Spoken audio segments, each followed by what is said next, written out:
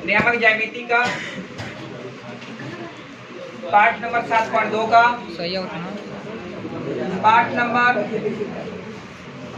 7.2 का सवाल number question number 8। Question number 8 क्या कह रहा है? तो कह रहा है कि यदि ए और बी क्रमशः 2 -2, -2 और 2, -4 हो तो बिंदु P के निशान ज्ञात करें ताकि AP बराबर 3/7 हमारा AB। देख लीजिए, हमारा एक रेखा है, इस रेखा को देखेंगे, इस रेखा को देखेंगे कि रेखा के अनुसार हमारा A बराबर दिया है, A का वैल्यू दिया है -2, -2, -2, B का वैल्यू दिया है 2, -4 और यहाँ P बिंदु पॉइंट ले लेता हूँ। P बिंदु का हमारा यहाँ पर x, y कह रहा है कि P रेखाखंड पर AB स्थित है। P रेखाखंड पर आपका AB स्थित है, तो हमें बताना है P का निशान। P का निशान कैसे बताएंगे? सबसे पहले यहाँ पर चूंकि हमें दिया है AP बराबर 3/7 हमारा AB दिया है। जो बाबू AP जो है, ये मेरा जो AP है उसका बराबर दिया है 3/7। 3/7 मेरा AB दिया है। जो इतना AP है ना, ये AB के 3/7 भाग के दिया है। हम इसको कैसे निकालेंगे? क्योंकि हमारा AP बराबर 3/7 है, तो क्या हम या क्रिया गुणा करोगे तो 7AP बराबर 3 AP हो जाएगा, नहीं हो जाएगा? मैं क्रिया का मल्टीप्लाई कर दिया तो क्या हमारा 7AP बराबर 3AB बचेगा, नहीं बचेगा? बिल्कुल बचेगा। या मेरा AP देख रहे हैं, क्या 7AP बराबर, क्या AB बराबर AB को क्या मैं 2 पार्ट में बांट सकता हूँ? क्या AB को मैं 2 पार्ट में बांट सकता हूँ?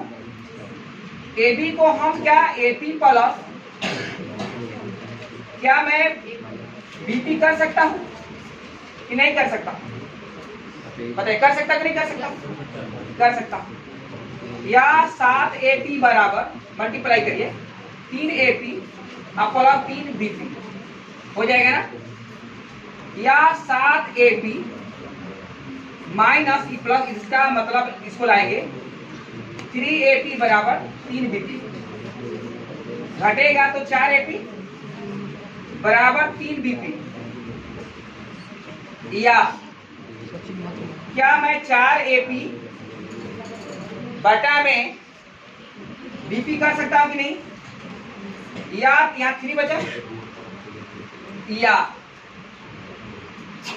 AP बटा में BP बराबर 3, और ये बटा में आ जाएगा कि नहीं?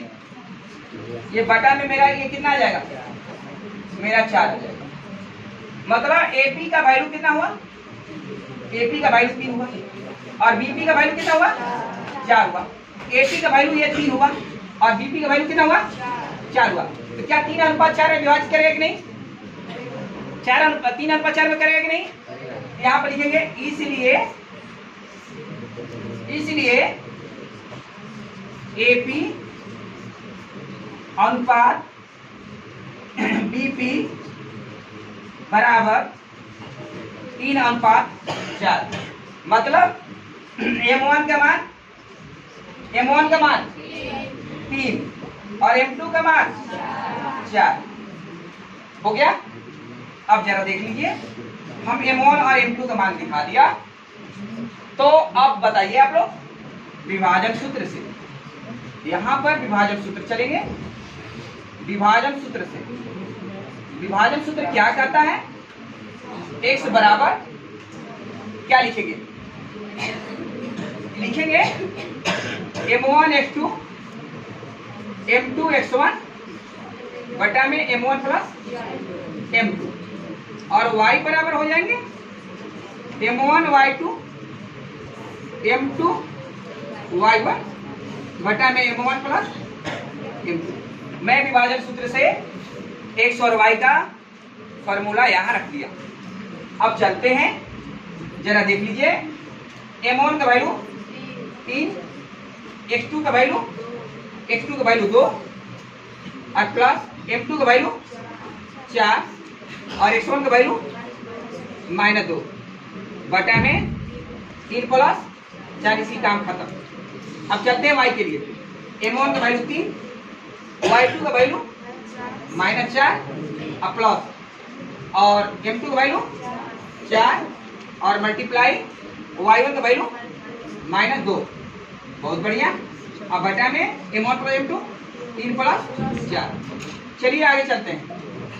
ये मल्टीप्लाई करो, 3 दूना के 6 प्लस गुणे माइनस बराबर माइनस, 4 दूना के 8 4 3 7। आगे चलिए नेक्स्ट वाला। प्लस गुणे माइनस बराबर माइनस, 4 3 12 प्लस गुणे माइनस माइनस, 4 दूना के 8 बटा में 7। 6 मतलब ये 6 और प्लस में 8 माइनस में घटेगा तो -2 बचेगा।